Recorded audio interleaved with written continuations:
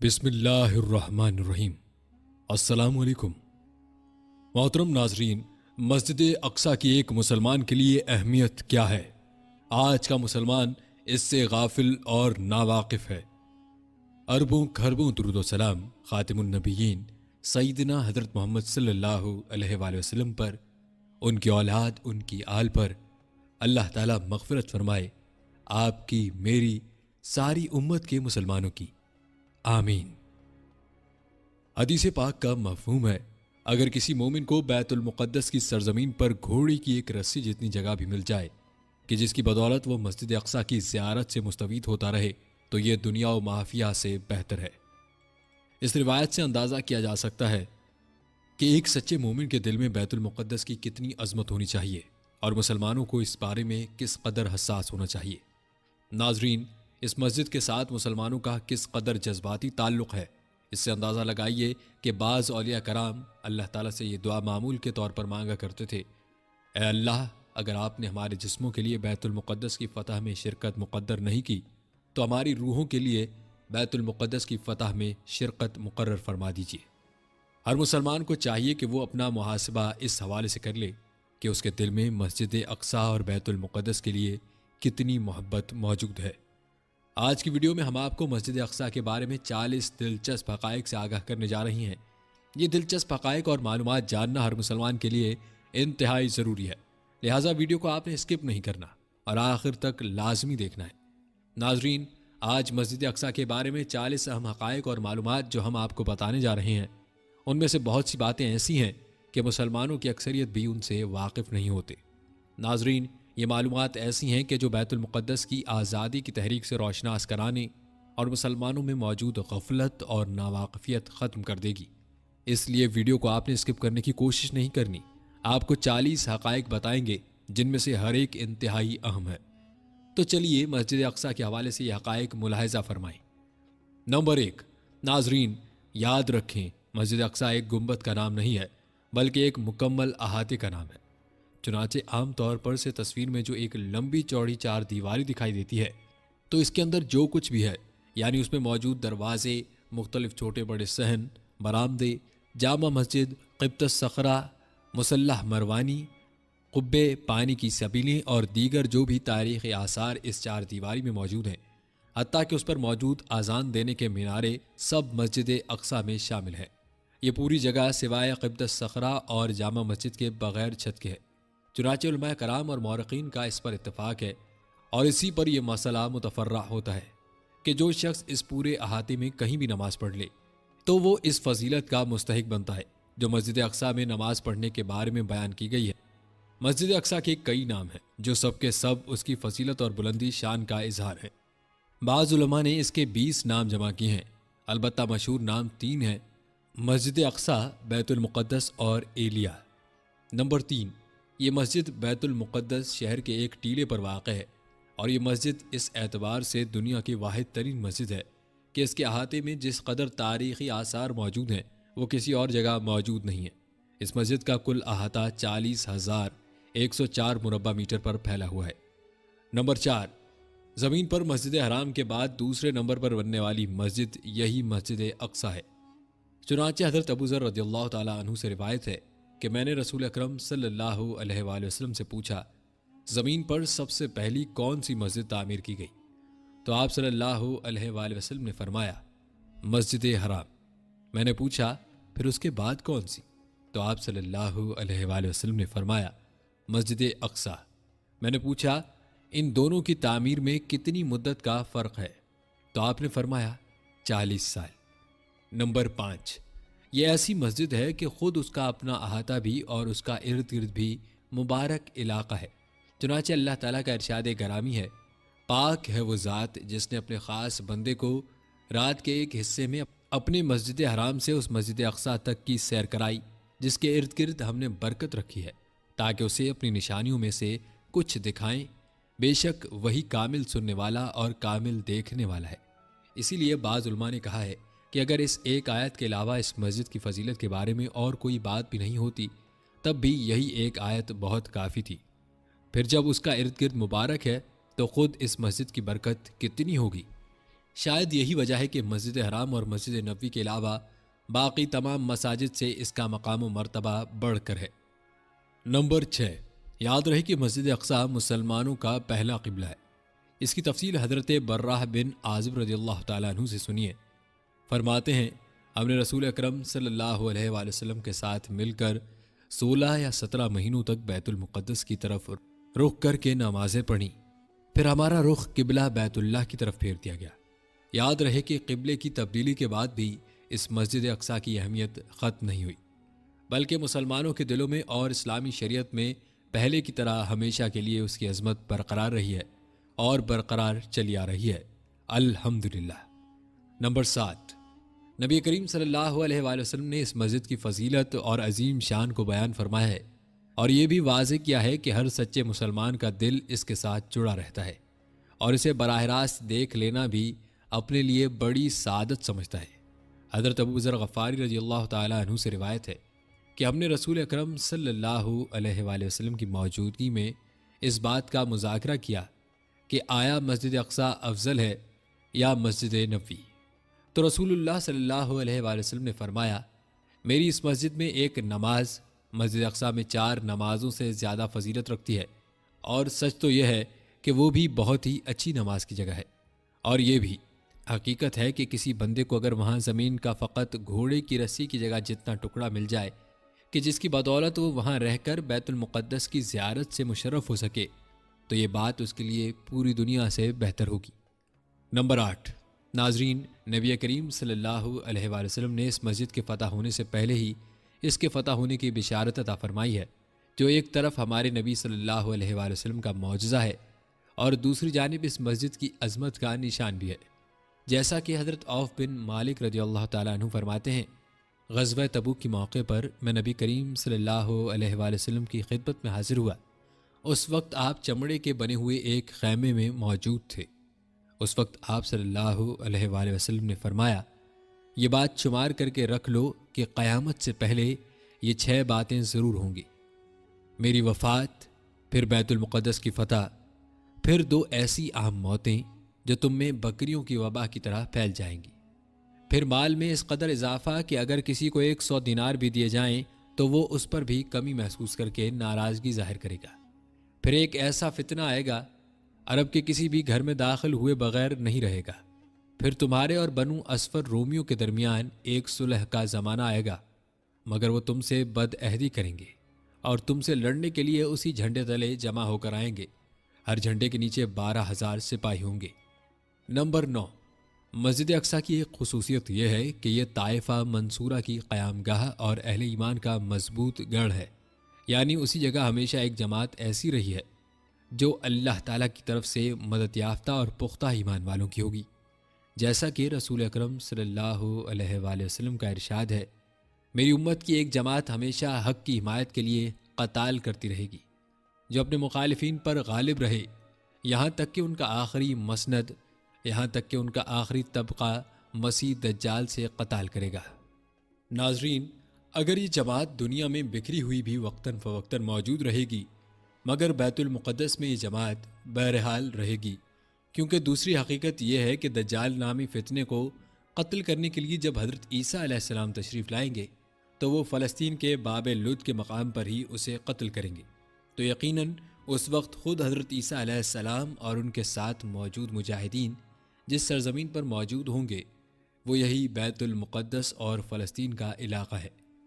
Number 10، ناظرین، مسجد اقصی، بیت المقدس اور بلاد شام یہ ارض محشر یعنی جمع ہونے کی جگہ بھی ہے، اور ارض محشر دوبارہ زندہ کر کے اٹھائے جانے کی جگہ بھی ہے، جیسا کہ نبی کریم صلی اللہ علیہ وآلہ وسلم کی باندی حضرت میمونہ بنت سعد فرماتی ہیں کہ میں نے پوچھا، اے اللہ کے نبی، آپ ہمیں بیت المقدس کے بارے میں کچھ بتائیے، تو آپ صلی اللہ علیہ وآلہ وسلم نے فرمایا، وہ جمع ہونے اور دوبارہ جی اٹھنے کی جگہ ہے۔ نمبر 11، مسجد اقصی کا یہ بھی امتیاز ہے کہ اس سرزمین کے اہل ایمان دجال سے حفاظت کے لیے اس میں پناہ لیں گے اور دجال اس میں داخل نہیں ہو سکے گا، جیسا کہ رسول کریم صلی اللہ علیہ وآلہ وسلم کا ارشاد ہے، دجال کی علامت یہ ہے کہ وہ 40 دن تک زمین پر رہے گا، ہر پانی کے گھاٹ تک اس کی حکومت پھیل جائے گی۔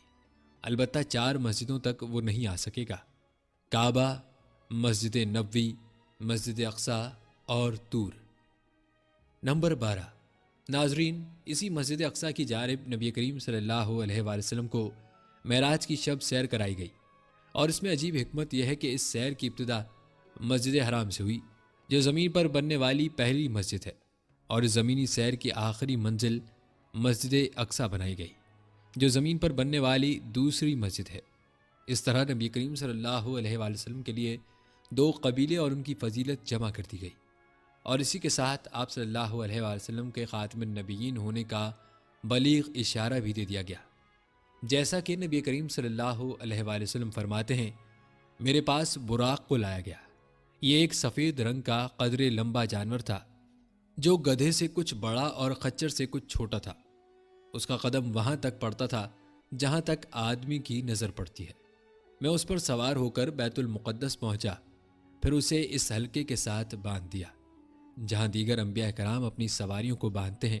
پھر میں مسجد میں داخل ہوا اور وہاں 2 رکعت نماز پڑھی، اور پھر باہر آیا تو جبرائیل علیہ السلام میرے پاس 2 برتن لائے، ایک میں شراب تھی اور دوسرے میں دودھ۔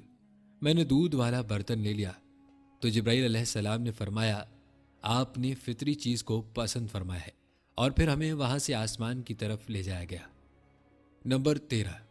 ناظرین، یہ مسجد اقصی وہ واحد مبارک جگہ ہے جہاں انسانی تاریخ کا سب سے عظیم الشان اجتماع ہوا۔ حضرت آدم علیہ السلام سے لے کر ہمارے نبی حضرت محمد صلی اللہ علیہ وآلہ وسلم تک جتنے بھی نبی گزرے ہیں، وہ سب کے سب اس مبارک جگہ پر معراج نبوی کے موقع پر جمع ہوئے، اور نبی کریم صلی اللہ علیہ وآلہ وسلم کی امامت میں نماز ادا کی، جس میں یہ پیغام بھی تھا کہ یہ نبی تمام نبیوں کے امام ہیں، اور یہ بھی پیغام تھا کہ اب اس مبارک جگہ کی خلافت و وراثت امت محمدیہ کے سپرد کی جا رہی ہے۔ اب دین وہی قبول ہوگا جو سیدنا محمد صلی اللہ علیہ وآلہ وسلم لے کر آئے ہیں، اور جو ان کی امت میں داخل ہوگا وہی کامیاب ہوگا۔ نمبر 14۔ اس مسجد کی طرف کجاوے کس کر سفر کیا جاتا ہے، اور اہل علم کا اس بات پر اتفاق ہے کہ اگر کوئی باقاعدہ محنت و مشقت اٹھا کر اور کجاوے کس کر اس مسجد کی طرف سفر کرے تو یہ مستحب اور بڑی فضیلت والا عمل ہے۔ جیسا کہ حضرت ابو ہریرہ رضی اللہ تعالیٰ عنہ سے روایت ہے کہ رسول اکرم صلی اللہ علیہ وآلہ وسلم نے فرمایا، 3 مساجد یعنی مسجد حرام، مسجد نبوی اور مسجد اقصی کے سوا کسی اور کی طرف کجاوے نہ کسے جائے۔ اسی لیے متعدد صحابہ کرام نے دور دراز سے سفر کیے تاکہ مسجد اقصی کی زیارت کر سکیں اور وہاں نماز ادا کر سکیں، بلکہ بہت سے سلف صالحین تو اپنے اپنے زمانے میں تعلیم و تربیت کے حلقوں کے ذریعے اس مسجد کو آباد کرتے رہے ہیں۔ نمبر 15۔ اس مسجد میں نماز پڑھنے کا اجر و ثواب کئی گناہ بڑھا دیا گیا ہے، جیسا کہ حضرت ابو ذر رضی اللہ تعالیٰ عنہ فرماتے ہیں کہ ہم رسول اکرم صلی اللہ علیہ وآلہ وسلم کے پاس بیٹھ کر اس بات کا مذاکرہ کر رہے تھے کہ کون سی مسجد افضل ہے، آیا رسول اللہ صلی اللہ علیہ وآلہ وسلم کی مسجد یا بیت المقدس؟ تو رسول اکرم صلی اللہ علیہ وآلہ وسلم نے فرمایا، میری مسجد میں نماز پڑھنا بیت المقدس کی 4 نمازوں سے افضل ہے، البتہ وہ بھی نماز پڑھنے کے لیے بہت ہی اچھی جگہ ہے، اور ان قریب ایسا بھی ہوگا کہ کسی شخص کو یہ بات دنیا و مافیہ سے بہتر معلوم ہوگی کہ اسے بیت المقدس میں صرف گھوڑے باندھنے جتنی جگہ مل جائے تاکہ وہ وہاں رہ کر بیت المقدس کو دیکھ سکے۔ نمبر 16۔ حضرت عمر رضی اللہ تعالیٰ عنہ نبی کریم صلی اللہ علیہ وآلہ وسلم سے روایت کرتے ہیں کہ جس وقت حضرت سلیمان بن داؤد علیہ السلام بیت المقدس کی تعمیر سے فارغ ہو چکے تو انہوں نے اللہ تعالیٰ سے 3 دعائیں کی۔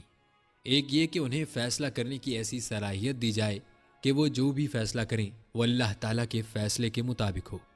دوسری یہ کہ انہیں ایسی بادشاہت ملے کہ ان کے بعد ویسی بادشاہت کسی کو بھی نہ ملے۔ اور تیسری دعا یہ کہ جو شخص بھی اس مسجد کی طرف کسی بھی اور مقصد کے بجائے صرف اس میں نماز پڑھنے کے لیے آئے تو وہ اپنے گناہوں سے ایسے پاک صاف کر دیا جائے جیسا کہ وہ اس دن تھا جب اسے ماں نے جنا تھا۔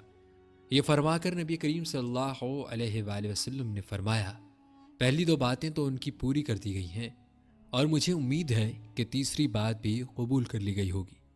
نمبر 17۔ مسجد اقصی، القدس اور فلسطین کو اللہ تعالیٰ نے پہلے دن سے ہی مقدس بنایا ہے۔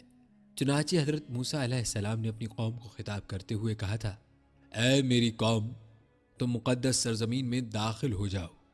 ناظرین، یہ خطاب ایک ایسے وقت میں ہوا کہ جب ابھی تک بنی اسرائیل فلسطین میں داخل نہیں ہوئے تھے، اور بنی اسرائیل کے وہ انبیاء بھی ابھی اس میں نہیں آئے تھے کہ جن کی بنیاد پر یہودی لوگ اس زمین کی وراثت کا دعویٰ کرتے ہیں۔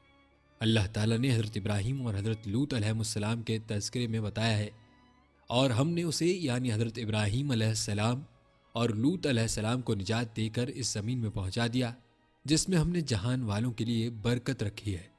اس آیت سے معلوم ہوا کہ اس زمین میں حضرت ابراہیم علیہ السلام کے آنے سے قبل بھی اللہ تعالیٰ نے برکت رکھی تھی، اسی لیے یہودی لوگ اس مقام کے آس پاس آباد ہوئے، خود اس جگہ پر آباد نہیں ہوئے کیونکہ یہ عبادت کی جگہ تھی۔ نمبر 18، پوری تاریخ میں مسجد اقصی ہمیشہ ایک اسلامی مسجد کے طور پر موجود رہی ہے اور مسلمانوں کی ملک میں رہی ہے، حتیٰ کہ یہود کے آنے سے پہلے بھی اور بعد میں بھی۔ ناظرین، فلسطین انبیاء کرام مثلا حضرت ابراہیم، حضرت یعقوب، حضرت موسیٰ، حضرت عیسیٰ، حضرت زکریہ، حضرت یحییٰ اور دیگر انبیاء علیہ السلام کی زمین ہے، اور یہ سب کے سب مسلمان تھے، اور ہم ان میں کوئی تفریق نہیں کرتے۔ اللہ تعالیٰ کا ارشاد ہے، اور ملت ابراہیم سے تو وہی شخص اعراض کرتا ہے جو بے وقوف ہے، اور بلا شبہ ہم نے تو انہیں دنیا میں چن لیا تھا، اور وہ آخرت میں بھی نیک لوگوں میں سے ہوں گے۔ جب ان کے رب نے ان سے کہا کہ تم فرما بردار بن جاؤ، تو انہوں نے کہا، میں رب العالمین کا فرما بردار بنتا ہوں، اور اسی کی وصیت کی تھی۔ ابراہیم نے اپنے بیٹوں کو اور یعقوب نے بھی کہا، اے میرے بیٹوں، بے شک اللہ تعالیٰ نے تمہارے لیے دین چنا ہے، پس تم مسلمان ہونے کی حالت میں ہی مرنا۔ نمبر 19، اس مسجد میں بہت سے صحابہ کرام داخل ہوئے، انہوں نے اس کی طرف باقاعدہ سفر کیے، اس جگہ کو آباد کیا، یہاں عبادات اور وعظ و ارشاد کے ساتھ اس جگہ کو آباد کیا۔ ان کبار صحابہ میں حضرت ابو عبیدہ بن جراح رضی اللہ تعالی عنہ، جو ملک شام کے فتوحات میں اسلامی افواج کے قائد تھے، حضرت بلال بن رباح رضی اللہ تعالی عنہ، جو بیت المقدس کی فتح کے وقت حضرت عمر بن خطاب رضی اللہ تعالی عنہ کے ساتھ حاضر ہوئے اور مسجد اقصی میں اذان دی، اور حضرت معاذ بن جبل رضی اللہ تعالی عنہ، جنہیں حضرت ابو عبیدہ نے اپنی وفات کے وقت یہاں کا نائب بنایا، اور حضرت خالد بن ولید رضی اللہ تعالی عنہ، جو بیت المقدس کی فتح کے وقت حاضر ہوئے، اور حضرت عبادہ بن سامت رضی اللہ تعالی عنہ، انہوں نے تو باقاعدہ اس جگہ رہائش اختیار کر لی، اور مسلمانوں میں سے یہ پہلے شخص ہیں جو بیت المقدس کے قاضی بنائے گئے اور وہیں دفن ہوئے۔ اسی طرح حضرت تمیم داری اور حضرت عبداللہ بن سلام رضی اللہ تعالیٰ عنہما بھی ہیں، اور ان کے علاوہ بھی ایسے بے شمار صحابہ کرام رضی اللہ عنہم ہیں۔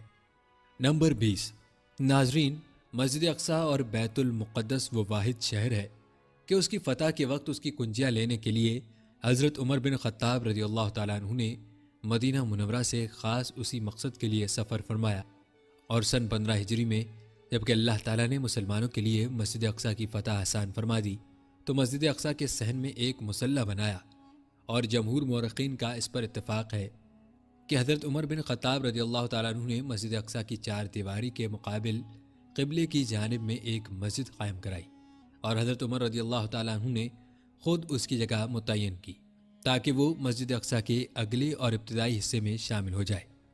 نمبر 21، ناظرین، یاد رکھیں، مسجد اقصی ان مساجد میں سے ہے جو تاریخ کے اکثر ادوار میں علمی اور تدریسی حلقوں سے آباد رہی ہیں، چنانچہ یہاں متعدد ایسی نشست گاہیں بنائی گئی ہیں جہاں طالب علم بیٹھ کر اپنے اساتذہ سے حصول علم میں مشغول رہ سکیں۔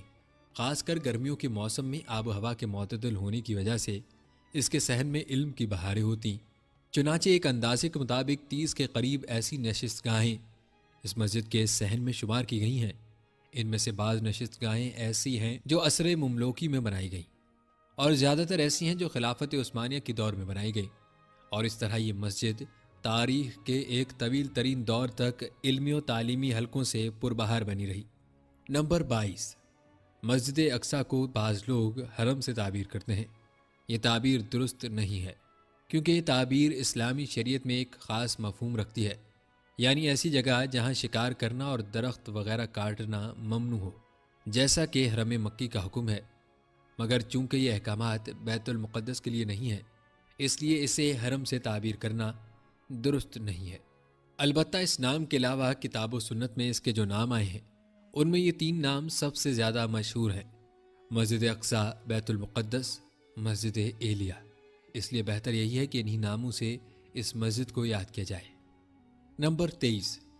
ناظرین، مسجد اقصی کے بارے میں جو بعض غلط فہمیاں مشہور ہیں ان میں سے ایک یہ ہے کہ وہاں موجود قبط الصخرہ جو زرد رنگ لیے ہوئے ہیں، اس کے بارے میں یہ سمجھا جاتا ہے کہ اسے شاید مستقل کوئی تقدیس حاصل ہے، لیکن درست بات یہ ہے کہ اس کے لیے کوئی مستقل فضیلت اور تقدیس نہیں ہے، بلکہ یہ مسجد اقصی کے گنبدوں میں سے ایک گنبد ہے اور اس کا ایک حصہ ہے۔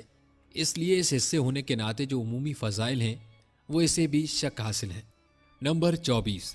ناظرین، مسجد اقصی کا ایک اہم حصہ وہ ہے جسے آج کل دیوار گریہ کا نام دیا جاتا ہے۔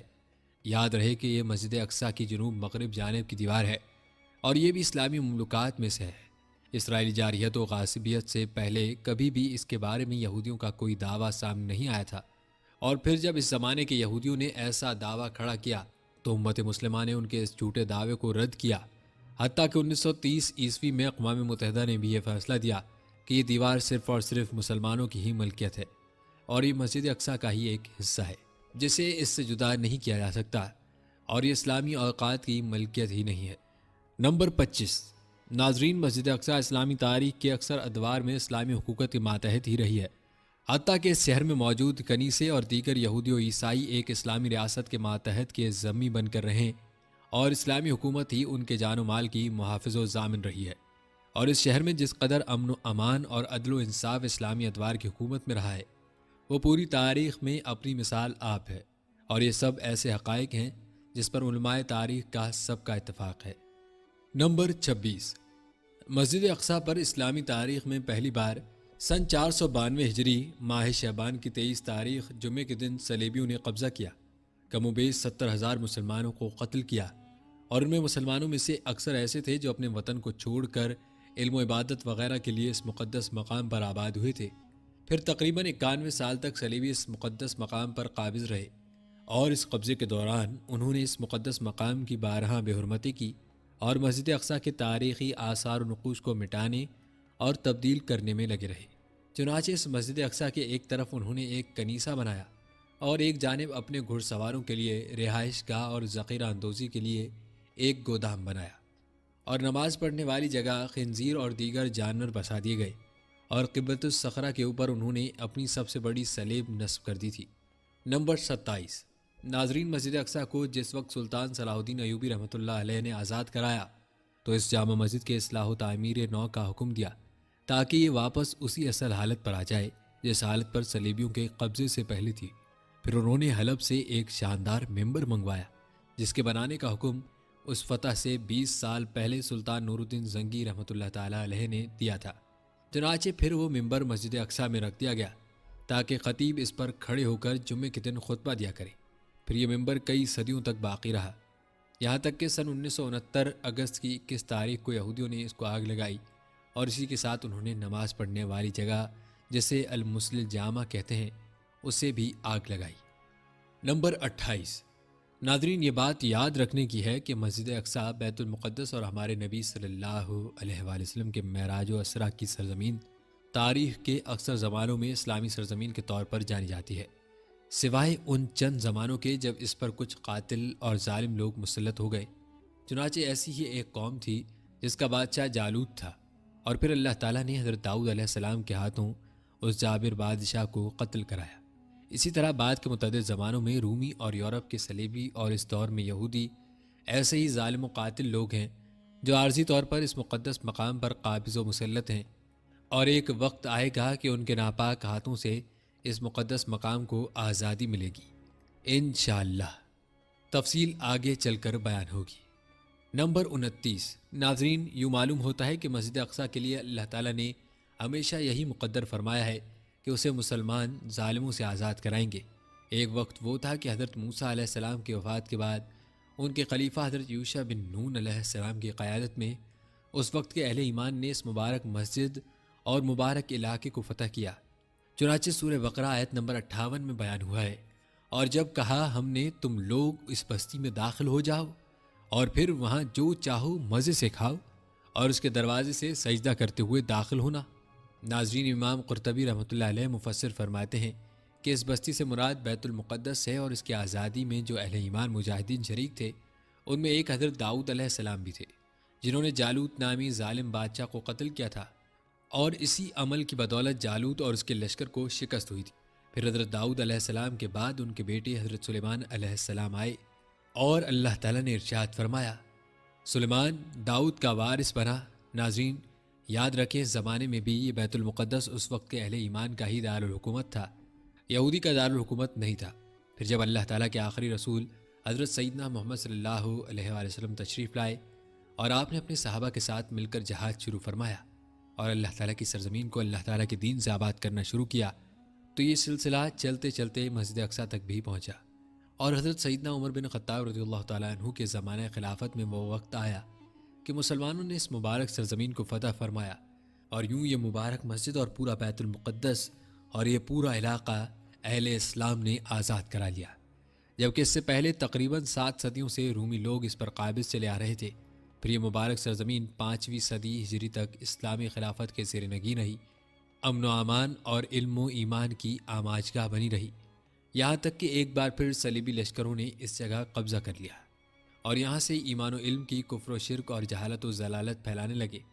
تب سلطان نور الدین زنگی اور سلطان صلاح الدین رحمۃ اللہ علیہ جیسے مسلمان مجاہدین اٹھے، اور انہوں نے 91 سالہ محنت کے بعد اس مبارک سرزمین کو آزاد کرایا۔ پھر تقریباً 6 صدیوں تک اسلام کے زیر سایہ رہنے کے بعد جب مسلمانوں کی خلافت کمزور ہوئی تو دوبارہ یہ مبارک سرزمین صلیبیوں کے قبضے میں چلی گئی، اور انہوں نے وہاں اسرائیل کے نام سے ایک ملک بھی بنا لیا۔ اللہ تعالیٰ سے دعا ہے کہ اللہ تعالیٰ بہت جلد دوبارہ اہل اسلام کے ہاتھوں اس جگہ کو آزاد کرائے، آمین۔ نمبر 30، مسجد اقصیٰ کو جب سن 1387 ہجری و مطابق 1967 عیسوی میں یہودیوں نے ہتھیایا تو انہوں نے سب سے پہلے دیوار براق پر قبضہ جمایا اور وہاں کا نقش و نگار تبدیل کر دیا، اور وہاں کے رہنے والے سب مسلمانوں کو وہاں سے بھگا دیا گیا۔ دیوار براق اور اس کے آس پاس مسلمانوں کی جو یادگار چیزیں انہوں نے ختم کی، اس میں 4 جامعات، ایک مدرسہ افضلیہ تھا، اور بھی متعدد اسلامی اوقاف تھے، اور اس سب کا مقصد یہ تھا کہ یہاں موجود تمام اسلامی اوقاف اور یادگاروں کا نام و نشان مٹا دیا جائے اور پھر اس پر اپنے حق کا جھوٹا دعویٰ کھڑا کیا جائے۔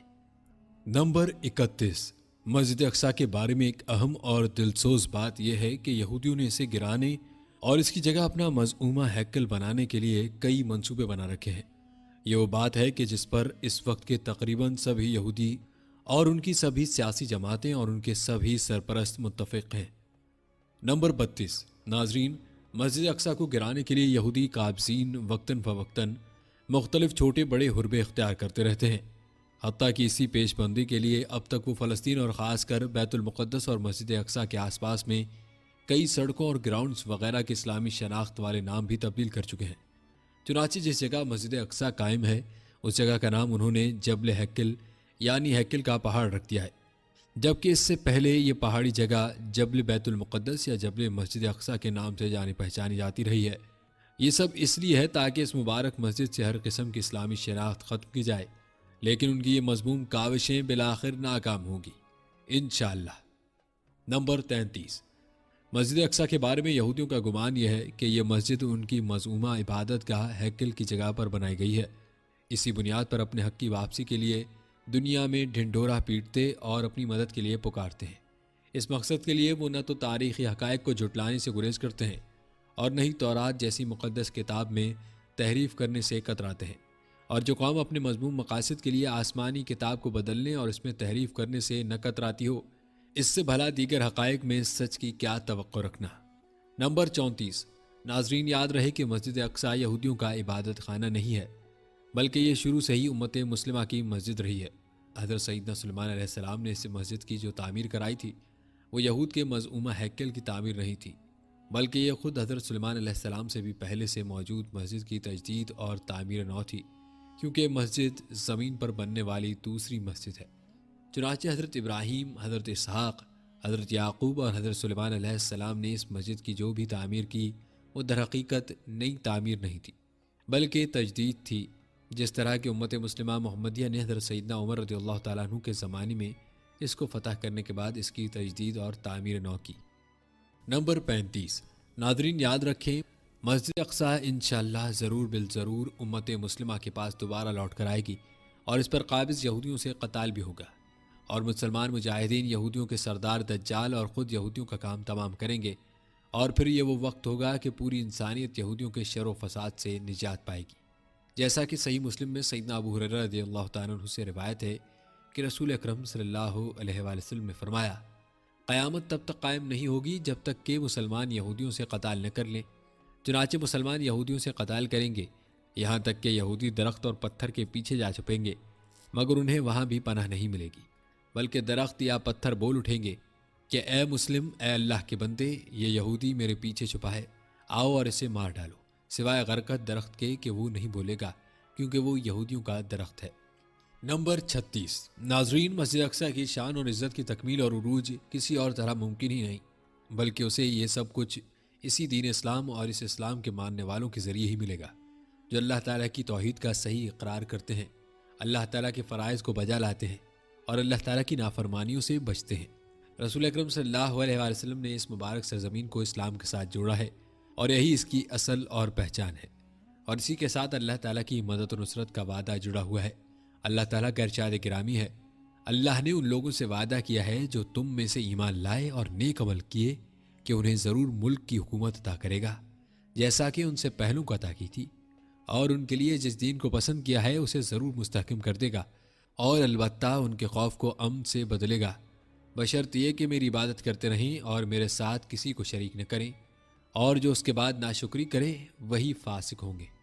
نمبر 37، مسجد اقصیٰ اور مسئلہ فلسطین فقط اہل فلسطین کا مسئلہ نہیں ہے، بلکہ یہ ایک اسلامی مسئلہ ہے اور اسلامی قضیہ ہے، اور جب سے اس کی چابیاں حضرت سیدنا عمر رضی اللہ تعالیٰ عنہ کے سپرد کی گئیں، تب سے دنیا کے تمام مسلمانوں کا حق اس سے جڑا ہوا ہے، اور یہ مسلمان ہی تھے جنہوں نے صلیبی یلغار کے وقت اپنے جان و مال کی قربانی دے کر اس کی حفاظت بھی کی اور اس کو آزاد بھی کرایا۔ چنانچہ ایک اسلامی اوقاف کا حصہ ہے اور مسلمانوں کے سپرد کی گئی امانت ہے۔ نمبر 38، ناظرین یاد رکھیں مسجد اقصیٰ مسلمانوں کی ہی ہے، چاہے اس پر اغیار کا قبضہ تھوڑے وقت کے لیے رہے یا زیادہ وقت کے لیے، انجام کار یہ حق متقین و مسلمین کا ہی ہے، اور اگرچہ آج اس پر یہودی قابض ہیں، مگر اللہ تعالیٰ کے حکم سے بہرحال یہ اسلام اور اہل ایمان کے پاس ہی لوٹ کر آئے گا۔ اللہ تعالیٰ نے یہ سرزمین اس امت کا حق بنائی ہے جو سب سے مقدس دین اور اللہ تعالیٰ کے ہاں سب سے مقبول دین ہے، اور یہ امت محمدیہ ہی ہے جسے نبی آخر الزمان خاتم نبی صلی اللہ علیہ وسلم کی بدولت یہ نعمت نصیب ہوئی ہے۔ رومیوں اور صلیبیوں کی الغار اور مسجد اقصیٰ کی بے حرمتیوں کے وقت یہ مسلمان ہی تھے جنہوں نے اس کے لیے اپنے جان و مال کو فدا کیا۔ اگر یہ یہودیوں کا حق ہے تو پھر تاریخ کے ہر مشکل دور میں یہ یہودی کہاں غائب ہو جاتے ہیں، اور ایسا کیوں ہوا کہ ہر مشکل وقت میں امت مسلمہ نے ہی اس مقدس مقام کی پہرےداری کی اور اس کے آداب و حرمات کو ملحوظ رکھا۔ نمبر 39، ناظرین مسجد اقصیٰ اہل اسلام کی ہے، اس پر تاریخ بھی گواہ ہے اور زمینی و آسمانی حقائق بھی۔ یہ سرزمین اسلامی امانت ہے اور کسی بھی صورت یہ جائز نہیں ہے کہ یہ مقدس سرزمین اس بدبخت قوم کے حوالے کر دی جائے جو انبیاء کرام علیہ السلام کی قاتل ہیں۔ اس لیے مسلمانوں کا یہ عہد ہے کہ اس کے ایک چپے سے بھی اپنے سے دستبرداری نہیں کی جائے گی، اور نہ ہی کوئی ایسا عہد و پیمان قبول کیا جائے گا یہودی اس مقدس سرزمین کے رئیس اور اہل اسلام کے سردار قرار پائیں۔ نمبر 40، مسجد اقصیٰ مسلمانوں کے دینی مذہبی میراث ہے، اس لیے اس کی امامت بھی مسلمانوں کے ہاتھ میں ہونی چاہیے۔ ناظرین نبی کریم صلی اللہ علیہ وسلم کی ترغیبات بھی اس پر موجود ہیں، اور آپ نے صحابہ کرام کے دلوں میں اس کی محبت پیوست کی اور انہیں بیت المقدس فتح ہونے کی بشارت بھی عنایت فرمائی۔ یہ سب کچھ اسی حقیقت کا اظہار ہے کہ یہ مسجد اور یہ مبارک سرزمین مسلمانوں کی دینی و مذہبی میراث ہے، اس لیے مسجد اقصیٰ اور بیت المقدس کی محبت کے چراغ ہمیشہ اہل اسلام کے دلوں میں روشن رہیں گے۔ یہی ہمارا عقیدہ ہے، اور دشمن کبھی مسلمانوں کے دلوں میں اس کی محبت ختم نہیں کر سکتے، اور انشاءاللہ قیامت تک یہ محبت باقی رہے گی، کیونکہ یہ سرزمین مسلمانوں کا ایک اہم ٹھکانہ اور طائفہ منصور کا مرکز ہے، اور دنیا ماضی میں بھی اس کے مناظر دیکھ چکی ہے، اور مستقبل میں بھی یہ حقیقت پوری ہو کر رہے گی، اور دنیا اس کا مشاہدہ کر کے ہی رہے گی انشاءاللہ۔ ناظرین یہ تھے 40 حقائق مسجد اقصیٰ کے بارے میں جن میں مسجد اقصیٰ سے جڑی اہم معلومات آپ نے ملاحظہ کی۔ یہ معلومات ایسی ہیں کہ جس سے ہر مسلمان کو واقف ہونا چاہیے، اس لیے ویڈیو کو آپ نے زیادہ سے زیادہ شیئر کرنا ہے۔ ناظرین یاد رکھیں، مسجد اقصیٰ کے ساتھ مسلمانوں کا جو قلبی تعلق اور محبت ہے وہ کوئی ڈھکی چھپی بات نہیں۔ فلسطینی مسلمان جو بیت المقدس کے تحفظ کے لیے عظیم قربانیاں پیش کر رہے ہیں، وہ گویا پوری امت کا فرض کفایہ ادا کر رہے ہیں۔ اسی لیے امت مسلمہ میں مجموعی طور پر ان کے بارے میں جو ہمدردی پائی جاتی ہے وہ ایمانی اخوت کا مظہر ہے۔ ناظرین، اس مبارک مسجد کے ساتھ مسلمانوں کی وابستگی کا تقاضا یہ ہے کہ اس مسجد کے حوالے سے مکمل معلومات ہمارے ذہنوں میں محفوظ ہوں، اور اسی مسجد کے حوالے سے ہم نے 40 حقائق آپ کے گوش گزار کی ہیں۔ آپ کو مسجد اقصیٰ کی عمارت کے حوالے سے مزید تفصیلات بھی بتاتے ہیں۔ ناظرین، احادیث طیبہ سے معلوم ہوتا ہے کہ روئے زمین پر بننے والی مسجد میں سے دوسری یہی مسجد اقصیٰ ہے، اور اولیت کا شرف مسجد حرام کو حاصل ہے۔ ان دونوں مسجدوں کی تعمیر کے درمیان 40 سال کا فاصلہ ہے۔ البتہ یہ سوال کہ اس مسجد کا سب سے پہلا بانی کون ہے، اس بارے میں کوئی بھی صریح اور صحیح دلیل موجود نہیں ہے۔ البتہ جو چیز بلا اختلاف ثابت ہوئی ہے وہ یہ ہے کہ یہ مسجد انبیاء کرام کے ہاتھوں مختلف زمانوں میں تعمیر ہوتی رہی ہے اور ان کی عبادت گاہ کے لیے استعمال ہوتی رہی ہے۔ بات کی جائے اس مسجد کے حدود اربع کی تو عام طور پر یہ مسجد اقصیٰ کے تعارف کے سلسلے میں جو کعبہ والی تصویر دکھائی جاتی ہے تو اکثر لوگ یہ سمجھتے ہیں کہ شاید بس یہی جگہ مسجد اقصیٰ ہے، حالانکہ جس چار دیواری میں یہ قبۃ الصخرہ واقع ہے، اس چار دیواری کے مکمل احاطے کا نام مسجد اقصیٰ ہے، جس میں وہاں موجود دروازے، صحن، جامع قبلی، قبۃ الصخرہ، مصلی مروانی، متعدد قبے اور پانی کی حوض وغیرہ شامل ہیں۔ اسی طرح مسجد کی فصیل پر اذان کہنے کی جگہ بھی اس میں شامل ہیں۔ اس پورے احاطے میں صرف قبۃ الصخرہ اور مصلی قبلی چھت دار ہیں، جبکہ باقی تمام احاطے چھت کے بغیر ہیں۔ اس پورے احاطے کی وسعت 144,000 مربع میٹر ہے۔ ناظرین، آپ کو بتاتے چلیں کہ مصلی قبلی کو ہی عام طور پر مسجد اقصیٰ کہا جاتا ہے۔ یہ عمارت اس چار دیواری کے بالکل مین گیٹ کے پاس بنی ہوئی ہے۔ اسی عمارت میں 5 نمازیں اور جمعے کی جماعت کی جاتی ہے۔ اس مسجد کی تعمیر خلیفہ عبد الملک بن مروان نے شروع کرائی تھی اور اس کی تکمیل خلیفہ ولید بن عبد الملک کے دور میں 70 ہجری میں ہوئی۔ اس کا اندرونی احاطہ 80 میٹر اور چوڑائی 55 میٹر ہے۔ اس کے کل 11 دروازے ہیں۔ ناظرین، جہاں تک بات ہے قبۃ الصخرہ کی تو مسجد اقصیٰ کی تصاویر میں عمومی طور پر یہی قبہ دکھائی جاتا ہے، جیسا کہ پہلے بتایا ہے کہ یہ بھی مسجد اقصیٰ ہی کے احاطے میں داخل ہے۔ اسے خلیفہ عبد الملک بن مروان نے نئے سرے سے تعمیر کرایا تھا، چنانچہ اس بلند سی جگہ پر مسجد اقصیٰ کو نمایاں کرنے کے لیے یہاں یہ قبہ بنایا گیا تھا۔ یاد رہے کہ مسجد اقصیٰ ایک لمبی چار دیواری یعنی فصیل کے درمیان واقع ہے۔ پرانے دستور کے مطابق اس فصیل میں متعدد دروازے رکھے گئے ہیں۔ یہ دروازے شمالی اور جنوبی اطراف میں بنائے گئے ہیں اور ان دروازوں کی کل تعداد 14 ہے۔ ان میں 4 دروازے فی الوقت بند ہیں، اور جو دروازہ مسجد کے بالکل قریب واقع ہے اس پر بھی اسرائیلی فوجیوں نے قبضہ کر رکھا ہے۔ جو دروازے کھلے ہوئے ہیں ان کے نام یہ ہیں: باب اسبات، باب حتہ، باب اتم، باب غوانمہ، باب مطہرہ، باب قطانین، باب سلسلہ، باب مغیرہ، باب حدید، باب ناظر معاذن یعنی اذان کی جگہ۔ ناظرین، پرانے وقتوں کا دستور یہ تھا کہ اذان کہنے کی جگہ یا تو مینار میں رکھی جاتی تھی یا پھر مسجد کی فصیل پر کوئی بلند جگہ منتخب کر لی جاتی تھی تاکہ اذان کی آواز دور دور تک جا سکے۔ چنانچہ اسی طرز پر مسجد اقصیٰ کے ارد گرد بھی جو فصیل ہے اس پر 4 جگہیں اذان کے لیے بنائی گئی ہیں۔ ان کے نام یہ ہیں: مؤذنہ فخریہ، یہ جگہ مسجد اقصیٰ کے جنوب مغرب میں واقع ہے۔ مؤذنہ باب غوانمہ، شمال مغربی کونے میں یہ جگہ بنائی گئی ہے، اور اذان کی تمام جگہوں میں سے یہی جگہ سب سے بلند اور مضبوط عمارت والی ہے۔ مؤذنہ باب سلسلہ مسجد اقصیٰ کی مغربی جانب میں واقع ہے اور اسے منارۃ الحکم بھی کہا جاتا ہے۔ مؤذنہ باب اسبات، اذان کی یہ جگہ مسجد اقصیٰ کی شمالی جانب میں واقع ہے اور خوبصورتی میں یہ جگہ سب سے فائق ہے۔ ناظرین، اب بات کرتے ہیں مصلی مروانی کی۔ مصلی عربی زبان میں نماز کی جگہ کو کہتے ہیں۔ یہ جگہ مسجد اقصیٰ کے جنوب مشرقی جانب میں واقع ہے اور اس کے بھی متعدد دروازے ہیں۔ 2 دروازے جنوبی سمت میں اور 5 دروازے شمالی جانب میں بنائے گئے ہیں۔ عبد الملک بن مروان کے زمانے میں یہ جگہ ایک مدرسے کے طور پر مختص کی گئی تھی اور اسی امانت سے اس کا نام مصلی مروانی مشہور ہو گیا۔ اسرائیلی جارحیت کے بعد سے یہ جگہ کافی عرصے تک نمازیوں کے لیے بند رہی، لیکن 1996 میں مسلمانوں کی جدوجہد کے نتیجے میں اسے نمازیوں کے لیے کھول دیا گیا۔ ناظرین، آپ کو بتاتے چلیں کہ مسجد اقصیٰ میں وضو کے لیے حوض بنایا گیا ہے۔ حوض کے ارد گرد پتھر کی کرسیاں بنائی گئی ہیں تاکہ ان پر بیٹھ کر وضو کیا جا سکے۔ یہ حوض سلطان ابو بکر بن ایوب نے 1193 میں بنوایا تھا۔ بات کی جائے دیوار براق کی تو یہ دیوار مسجد کی جنوب مغربی دیوار کا حصہ ہے، جس کی لمبائی 50 میٹر اور بلندی 20 میٹر ہے۔ یہ دیوار بھی مسجد اقصیٰ کا حصہ ہے۔ یہودی اسے دیوار گریہ کے نام سے پکارتے ہیں اور ان کا گمان یہ ہے کہ یہ دیوار گریہ ان کے مظلومہ ہیکل کا بچا ہوا حصہ ہے۔ اس کی تفصیل آپ ملاحظہ کر چکے ہیں۔ ناظرین، آپ کو بتاتے چلیں کہ بارش کے پانی کو محفوظ کرنے کے لیے کچھ کنویں بھی مسجد اقصی میں بنائے گئے ہیں، جن کی تعداد 26 ہے۔ اس کے علاوہ مسجد اقصی میں درسگاہیں بھی موجود ہیں۔ چونکہ مسجد اقصی میں مستقل علمی حلقے لگا کرتے تھے، اس لیے مختلف علماء نے وہاں کچھ درسگاہ طرز کی مخصوص نشستیں بنوا دی تھیں تاکہ طلباء وہاں بیٹھ کر علم حاصل کریں۔ ایسی جگہیں تقریباً 30 کے قریب ہیں، جن میں سے بعض مملوکی زمانے میں اور بعض خلافت عثمانیہ کے دور میں بنائے گئے تھے۔ ناظرین، بات کی جائے ممبر برہان الدین کی تو یہ ممبر سب سے مشہور اور اپنی شناخت کے لحاظ سے ایک یادگار تحفہ ہے۔ گرمیوں کے موسم میں درس و تدریس اور محاضرات کے لیے اسی کو استعمال کیا جاتا ہے۔ ناظرین، یہ مسجد اقصی کی عمارت کے حوالے سے ایک مختصر سا تعارف تھا جو آپ نے ملاحظہ کیا۔ یاد رکھیں، یہ سب کچھ مسلمانوں کا ورثہ اور ان کی شناخت ہے جسے اسرائیل کے یہودی چھیننا چاہتے ہیں، اور ابھی تک وہ اپنی سازشوں اور عالمی کفری قوتوں کی پشت پناہی کی وجہ سے یہاں خوب گند بھی پھیلا رہے ہیں۔ ضرورت اس امر کی ہے کہ امت مسلمہ میں اس حوالے سے مؤثر بیداری پیدا کی جائے تاکہ مقدس مقامات بد خصلت یہودیوں کے وجود سے پاک ہوں اور یہاں ایک اللہ کی عبادت کرنے والوں کا مکمل تصرف ہو۔ ناظرین، بیت المقدس اور فلسطین کے جو موجودہ حالات ہیں وہ آپ کے سامنے ہیں کہ اس وقت غزہ اور اسرائیل میں جنگ کے حالات ہیں۔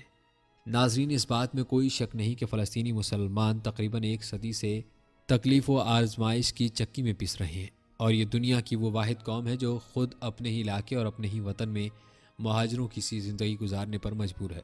لیکن یہ بھی سچ ہے کہ دنیا بھر کے مسلمانوں کے دل اہل فلسطین کے ساتھ دھڑکتے ہیں اور وہ کسی بھی صورت اسرائیل کا غاصبانہ قبضہ تسلیم کرنے کے لیے تیار نہیں ہیں۔ فلسطین کا غم امت مسلمہ کا مشترکہ غم ہے اور اہل فلسطین کا درد بھی سانجھا ہے، اور یہ بات روز روشن کی طرح عیاں ہے کہ بیت المقدس کا مسئلہ فقط اہل فلسطین کا مسئلہ نہیں بلکہ پوری امت اسلامیہ کا مسئلہ ہے۔ لہذا ضرورت ہے کہ اپنی نسلوں کو بیت المقدس کی تاریخ سے واقف کرائیں تاکہ ہماری نسلیں بیت المقدس کی حفاظت اور آزادی کے لیے ہمیشہ تیار رہیں۔ ناظرین، یاد رہے کہ القدس فلسطین کا شہر اور دارالحکومت ہے۔ یہ یہودیوں، مسیحیوں اور مسلمانوں تینوں کے نزدیک مقدس ہے۔ یہاں مسلمانوں کا قبلہ اول مسجد اقصی اور گنبد صخرہ واقع ہے۔ آپ کو بتاتے چلیں کہ مکہ مکرمہ سے بیت المقدس کا فاصلہ تقریباً 1300 کلومیٹر ہے۔ بیت الحم اور خلیل اس کے جنوب میں اور رام اللہ شمال میں واقع ہے۔ القدس کو یورپی زبانوں میں یروشلم کہتے ہیں۔ القدس پہاڑیوں پر آباد ہے اور انہی میں سے ایک پہاڑی کا نام کوہ سیون ہے جس پر مسجد اقصی اور گنبد صخرہ واقع ہے۔ آئیے اب آپ کو بیت المقدس مسجد اقصی کی مختصر تاریخ بتاتے ہیں۔ ہر مسلمان کے لیے ضروری ہے کہ وہ اس تاریخ سے آگاہ رہے۔ ناظرین، تاریخی روایت بتاتی ہیں کہ مسجد اقصی کی بنیاد مکہ مکرمہ کی بنیاد ڈالنے کے 40 سال بعد حضرت سیدنا آدم علیہ السلام یا ان کی اولاد میں سے کسی نے ڈالی۔ پھر اس کی تعمیر حضرت سیدنا سام بن نوح علیہ السلام نے کی۔ عرصہ دراز کے بعد حضرت سیدنا داؤد علیہ السلام نے بیت المقدس کی بنیاد اس مقام پر رکھی جہاں حضرت سیدنا موسیٰ علیہ السلام کا خیمہ نصب کیا گیا تھا۔ اس عمارت کے پورے ہونے سے قبل حضرت سیدنا داؤد علیہ السلام کی وفات کا وقت آ گیا تو آپ نے اپنے فرزند ارجمند حضرت سیدنا سلیمان علیہ السلام کو اس کی تکمیل کی وصیت فرمائی۔ چنانچہ حضرت سیدنا سلیمان علیہ السلام نے جنوں کی ایک جماعت کے ساتھ مسجد اقصی کو تعمیر کیا۔ یاد رہے کہ بیت المقدس مسلمانوں کا قبلہ اول ہے۔ ہجرت کے بعد 16 سے 17 ماہ تک نبی کریم صلی اللہ علیہ وآلہ وسلم بیت المقدس مسجد اقصی کی جانب رخ کر کے ہی نماز ادا کرتے تھے۔ پھر تحویل قبلہ کا حکم آنے کے بعد مسلمانوں کا قبلہ خانہ کعبہ ہو گیا۔ مسلمانوں کے نزدیک مسجد حرام اور مسجد نبوی کے بعد تیسرا مقدس ترین مقام مسجد اقصی ہے۔ مقامی مسلمان اسے مسجد الاقصی یا حرم قدسی شریف کہتے ہیں۔ یہ مشرقی یروشلم میں واقع ہے جس پر اسرائیل کا قبضہ ہے۔ یہ یروشلم کی سب سے بڑی مسجد ہے جس میں 5000 نمازیوں کی گنجائش ہے، جبکہ مسجد کے صحن میں بھی ہزاروں افراد نماز ادا کر سکتے ہیں۔ نبی کریم صلی اللہ علیہ وآلہ وسلم سفر معراج کے دوران مسجد حرام سے یہاں پہنچے تھے اور بیت المقدس میں تمام انبیاء کی نماز کی امامت کرنے کے بعد براق کے ذریعے 7 آسمانوں کے سفر پر روانہ ہوئے، جس کی تفصیل پہلے بھی گزر چکی ہے۔ ناظرین، قرآن مجید میں اللہ تعالیٰ کا ارشاد ہے، پاک ہے وہ ذات جو اپنے بندے کو رات ہی رات میں مسجد حرام سے مسجد اقصی لے گئی، جس کے آس پاس ہم نے برکت دے رکھی ہے اس لیے کہ ہم اسے اپنی قدرت کے بعض نمونے دکھائیں۔ یقیناً اللہ تعالیٰ ہی خوب سننے والا اور دیکھنے والا ہے۔ احادیث کے مطابق دنیا میں صرف 3 مسجدوں کی جانب سفر کرنا باعث برکت ہے، جن میں مسجد حرام، مسجد نبوی اور مسجد اقصی شامل ہے۔ ناظرین، آئیے آپ کو اس مقام اور مسجد کی تاریخ بتاتے ہیں۔ یاد رہے کہ بیت المقدس انبیاء علیہ السلام کی سرزمین فلسطین میں واقع ہے۔ جب نبی کریم صلی اللہ علیہ وسلم کی بعثت ہوئی تو اس وقت اس پر سلطنت روم کی عیسائیوں کا قبضہ تھا، اور سلطنت روم اس وقت بہت طاقتور تھا، لیکن اسی وقت نبی کریم صلی اللہ علیہ وسلم نے بیت المقدس کی آزادی کی خوشخبری سنائی اور اس کو قیامت کی نشانیوں میں سے قرار دیا۔ حضرت سیدنا عمر فاروق رضی اللہ تعالیٰ عنہ نے اپنے دور خلافت 16 ہجری و مطابق سن 236 عیسوی میں بیت المقدس کو یہود و نصارہ کے ہاتھوں سے آزاد کرایا۔ اس دور میں بہت سے صحابہ نے تبلیغ اسلام اور اشاعت دین کی خاطر بیت المقدس میں اقامت اختیار کی۔ سن 66 ہجری اور 86 ہجری کے درمیان خلیفہ عبد الملک بن مروان نے مسجد اقصیٰ کی تعمیر شروع کرائی اور سن 86 ہجری اور 96 ہجری کے درمیان ان کے صاحبزادے خلیفہ بن عبد الملک نے اس کی تعمیر مکمل کی اور اس کی تزئین و آرائش کی۔ عباسی خلیفہ ابو جعفر منصور نے بھی اس مسجد کی مرمت کرائی۔ بیت المقدس کی یہ مقدس سرزمین تقریباً عباسی دور تک مسلمانوں کے ماتحت رہی تھی۔ جیسے جیسے ان میں آپسی اختلافات و انتشار خانہ جنگی، سیاسی فتنوں اور باطنی تحریکوں کی وجہ سے عباسی حکومت کمزور پڑنے لگی تو گھات میں بیٹھے ہوئے صلیبیوں کو موقع مل گیا، اور ادھر فاطمی حکومت نے بھی اپنی حکومت کی مضبوطی اور استحکام اور شام سے سلجوقیوں کے خاتمے کے لیے ان صلیبیوں سے مدد طلب کی اور انہیں کئی طرح کی سہولتیں فراہم کر دیں اور بیت المقدس میں آنے جانے کی اجازت دے دی۔ بالآخر ان تمام باتوں کا فائدہ اٹھاتے ہوئے صلیبیوں نے بغاوت کر دی اور اپنے فاطمی خلفاء کے ساتھ غداری اور دھوکہ کیا اور القدس پر قبضے کے لیے اپنی فوج کو تیار کر لیا، اور پھر 70,000 سے زائد مسلمانوں کو شہید کرتے ہوئے بمطابق سن 1099 کو صلیبیوں نے بیت المقدس کو مسلمانوں سے چھین لیا اور یروشلم پر اپنی مسیحی حکومت قائم کر لی۔ پہلی صلیبی جنگ کے بعد جب عیسائیوں کا بیت المقدس پر قبضہ ہو گیا تو انہوں نے مسجد اقصیٰ میں بہت رد و بدل کیا۔ انہوں نے مسجد میں رہنے کے لیے کئی کمرے بنا لیے اور اس کا نام معبد سلیمان رکھا، نیز متعدد دیگر عمارتوں کا اضافہ کیا جو بطور جائز ضرورت اور اناج کی کوٹھیوں کے استعمال ہوتے ہیں۔ انہوں نے مسجد کے اندر اور مسجد کے ساتھ ساتھ گرجا بھی بنا لیا۔ پھر اس کے بعد سلطان صلاح الدین ایوبی رحمۃ اللہ علیہ نے قبلہ اول کی آزادی کے لیے تقریباً 16 جنگیں لڑیں اور بالآخر 538 ہجری مطابق سن 1187 عیسوی میں سلطان صلاح الدین ایوبی رحمۃ اللہ علیہ نے پیہم مارکہ آرائیوں کے بعد بیت المقدس کو صلیبیوں سے آزاد کروا لیا اور مسجد اقصیٰ کو عیسائیوں کے تمام نشانات سے پاک کیا اور محراب اور مسجد کو دوبارہ تعمیر کیا۔ اسی طرح 88 سال بعد بیت المقدس دوبارہ مسلمانوں کے بازیابی میں آ گیا اور ارض مقدسہ سے عیسائی حکومت کا صفایا ہو گیا۔ اسی طرح ارض مقدسہ پر تقریباً 761 برس مسلسل مسلمانوں کی سلطنت رہی۔ پھر پہلی جنگ عظیم دسمبر 1917 کے دوران میں انگریزوں نے بیت المقدس اور فلسطین پر قبضہ کر کے یہودیوں کو آباد ہونے کی عام اجازت دے دی۔ یہود و نصارہ کی سازش کے تحت نومبر 1947 میں اقوام متحدہ کی جنرل اسمبلی نے دھاندلی سے کام لیتے ہوئے فلسطین عربوں اور یہودیوں میں تقسیم کر دیا، یہاں تک کہ 14 مئی 1948 میں امریکہ، برطانیہ اور فرانس کی سازشوں سے ارض فلسطین کے خطے میں صہیونی سلطنت قائم کی گئی، اور جب 1948 کو یہودیوں نے اسرائیل کے قیام کا اعلان کر دیا تو پہلے عرب اسرائیل جنگ چھڑ گئی۔ اس جنگ کے نتیجے میں اسرائیلی فلسطین کے 78% رقبے پر قابض ہو گئے، تاہم مشرقی یروشلم یعنی بیت المقدس اور غرب اردن کے علاقے اردن کے قبضے میں آ گئے۔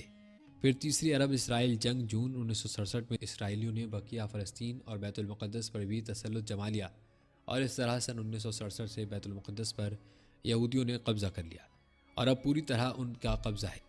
ناظرین، اسلام اور ملت اسلامیہ کے خلاف یہودیوں کی دشمنی تاریخ کا ایک مستقل باب ہے۔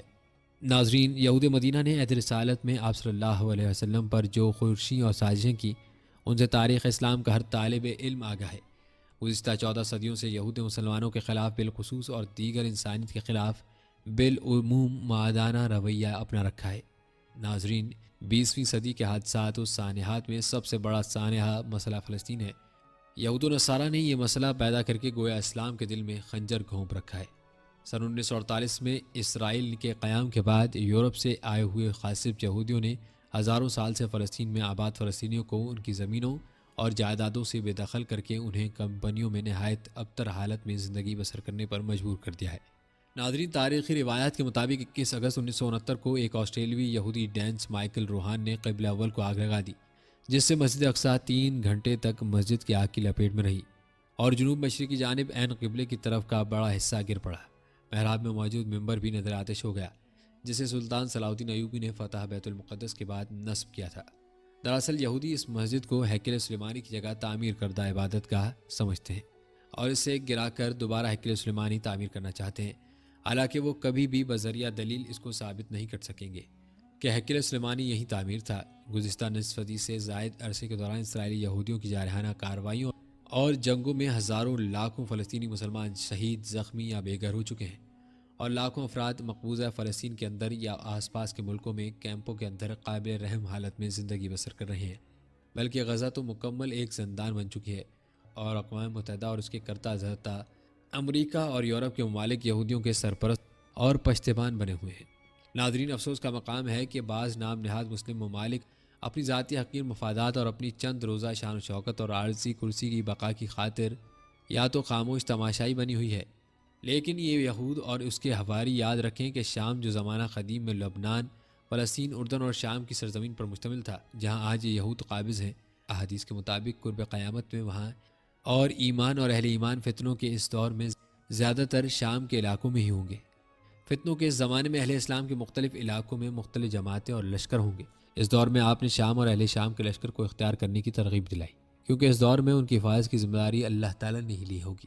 یہ حضرت مہدی اور حضرت عیسیٰ علیہ السلام کا لشکر ہوگا، اور آخری وقت زمانہ قرب قیامت میں خلافت اسلامیہ کا مرکز و محور ارض مقدسہ ہوگی۔ قیامت سے قبل مدینہ منورہ ویران ہو جائے گا اور بیت المقدس آباد ہوگا، تو یہ زمانہ بڑی لڑائیوں اور فتنوں کا ہوگا۔ اس کے بعد دجال کا خروج ہوگا۔ دجال شام اور عراق کے درمیان میں سے نکلے گا۔ دجال کا فتنہ اس امت کا بہت بڑا فتنہ ہے۔ اس سے ہر نبی نے اپنی قوم کو ڈرایا، مگر دجال مکہ، مدینہ، بیت المقدس اور کوہ طور میں داخل نہیں ہو سکے گا۔ سیدنا عیسیٰ علیہ السلام کا نزول بھی انہی علاقوں دمشق کے مشرق میں سفید مینار کے پاس بتایا گیا ہے، اور وہ دجال کو باب لد کے پاس قتل کریں گے۔ ناظرین، یاد رہے کہ باب لد فلسطین کے علاقے میں بیت المقدس کے قریب ہے، جس پر اسرائیل غاصب نے قبضہ کر رکھا ہے، اور اسی طرح فتنہ یاجوج ماجوج کی ہلاکت اور انتہا بھی بیت المقدس کے قریب جبل الخمر کے پاس ہوگی۔ یہ بات روزی روشن کی طرح عیاں ہے کہ قیامت اس وقت تک قائم نہیں ہوگی کہ جب تک یہودیوں کو صفحہ ہستی سے مٹا نہ دیا جائے۔ آج پوری دنیا سے یہودی اپنے مقتل اسرائیل میں جمع ہو رہے ہیں۔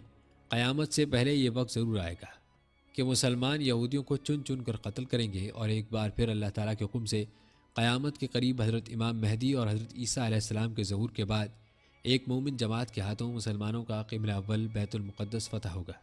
ناظرین، بیت المقدس اور فلسطین کی موجودہ حالات سے یہ بات واضح ہے کہ وہ وقت اب قریب ہے، لہذا مسلمانوں کو چاہیے کہ وہ قبلہ اول کی حفاظت اور آزادی کے لیے ہمہ وقت تیار رہیں اور اپنی نسلوں کو اس کی تاریخ سے واقف کراتے رہیں، اس کی بازیابی کے لیے تیار کریں۔ ناظرین، یہ تھی ہمارے آج کی ویڈیو۔ جانے سے پہلے ویڈیو کو لائک شیئر ضرور کیجیے گا۔ ہم امید کرتے ہیں کہ آپ کو ہمارے آج کی ویڈیو پسند آئی ہوگی۔ اگر آپ کو ہمارے آج کی ویڈیو پسند آئی ہے تو سب سے پہلے تو اس کو لائک کریں اور اپنی رائے کا اظہار کمنٹ سیکشن میں لازمی کریں۔ آخر میں آپ سے ایک بار پھر درخواست کرتا ہوں کہ آپ ہمارے چینل کو سبسکرائب کر لیں اور ساتھ ہی لگے گھنٹی کے بٹن کو بھی کلک کر لیں، تاکہ آپ کے پاس ہماری آنے والی مزید ویڈیوز کا نوٹیفیکیشن بر وقت ملتا رہے۔ اللہ تعالیٰ آپ کو اپنی حفظ و امان میں رکھے، آمین۔